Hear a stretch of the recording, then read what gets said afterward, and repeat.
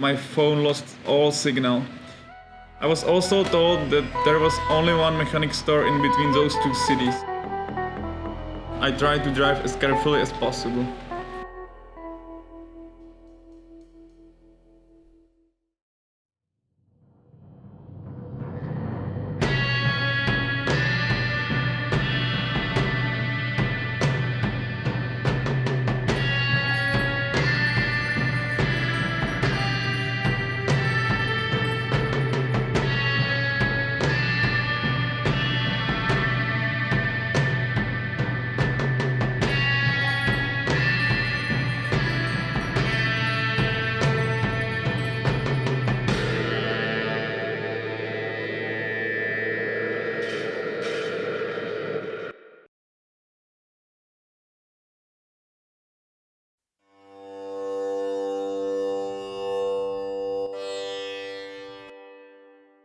I didn't have any navigation.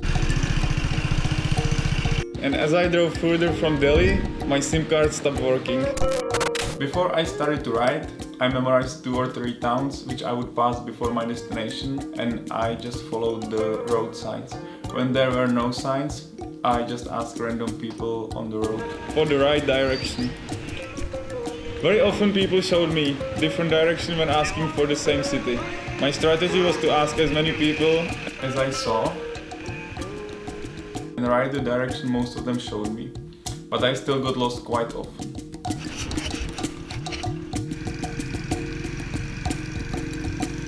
Every distance I drove took me at least double as it would take me in Europe.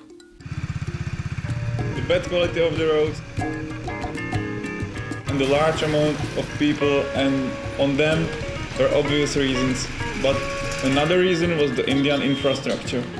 It's common in Western countries that you have bypasses almost everywhere.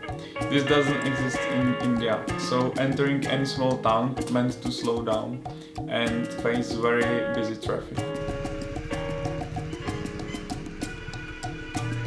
I spend my time in the traffic jams watching the life around me. Everywhere on the street there are chairs with mirrors for the hairdressers, candy makers, or even dentists. So after 3 days of driving, the road finally started to get uphill and I was finally getting what I was looking for. I reached the city Manali.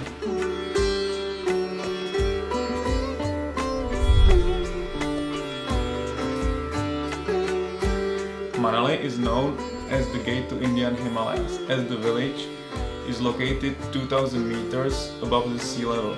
I finally managed to get out of the monsoon area, and as I was exhausted from driving, Manali was a perfect place to rest.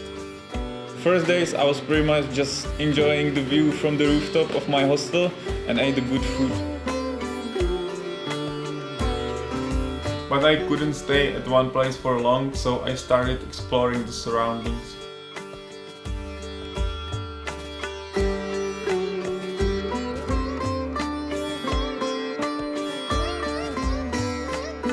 I was still in contact with Hamish, and I knew he was in Manali as well, so we decided to go hiking to Waterfall nearby. Vague idea of directions, we reached the river, but the map told us the closest bridges were located a lot further away than we wanted to walk. We discovered a weird construction over the river, so we decided to go for it and cross the river in a small basket.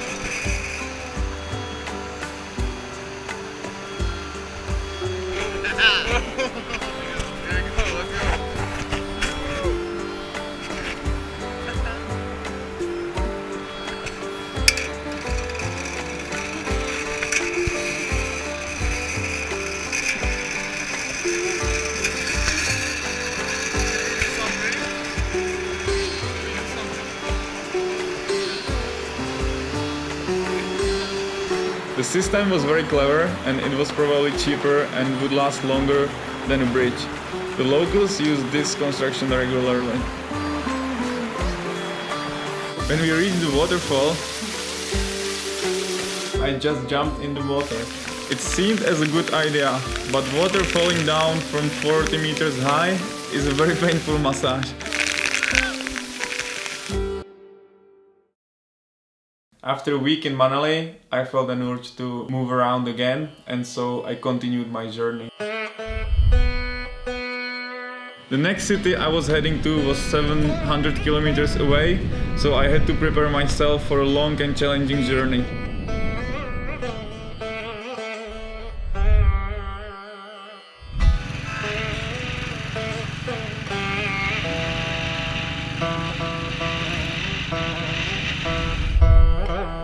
After a few kilometers outside of Manali, my phone lost all signal. The quality of the roads were very poor. I was riding on a dusty road with trucks passing by without leaving a lot of space for others. I was also told that there was only one mechanic store in between those two cities. The weather also changed every hour and the altitude is not to be underestimated. But it's one of the greatest roads you can drive as a mountain lover.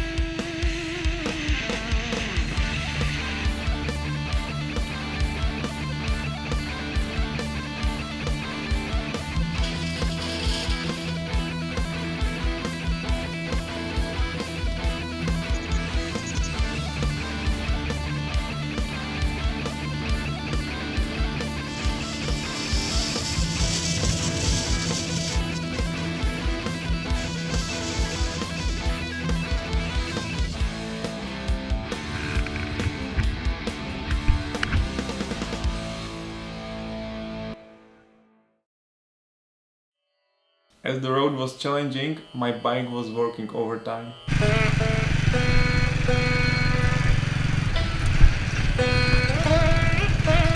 In the middle of my road, the big construction of boxes with spare parts broke down.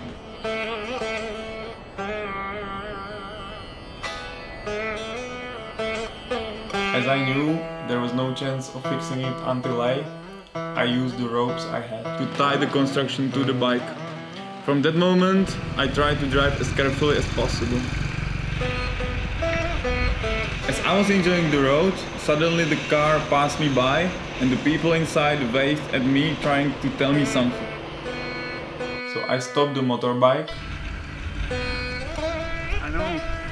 And all of a sudden the driver jumped out of the car and started to shake the construction as hard as he could. What can I know? What can I do? I tried to explain that I know it's broken. The guy did not understand me and so he decided to show me. No! Try to break it!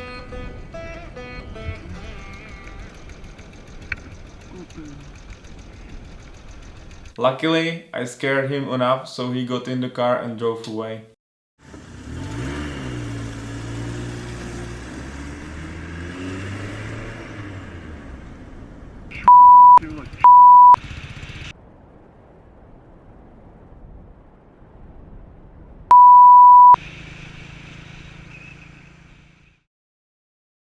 While I was driving, the weather changed and the rain made it even harder. Especially when I drove up in the mountains in wet clothes, where the temperature suddenly drops a lot. Luckily there were tents with stoves by the road, so people like me could stop and defreeze and warm up. Some parts of the road tested my limits and that of the bike as well. In front of me appeared 30 meters of a road full of stones covered by water with no chance to shortcut it. So I turned on my camera and here you can see the result.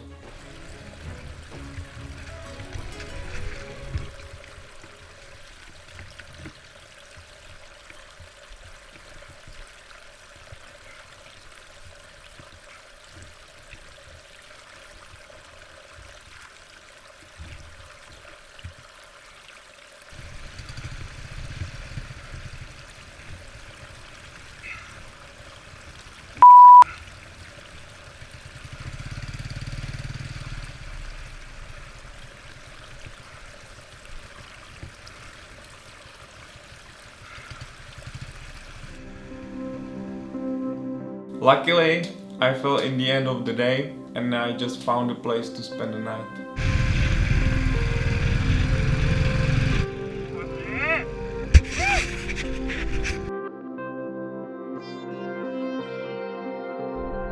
The place I stayed at was called Sarchu and it lies 4,290 above sea level.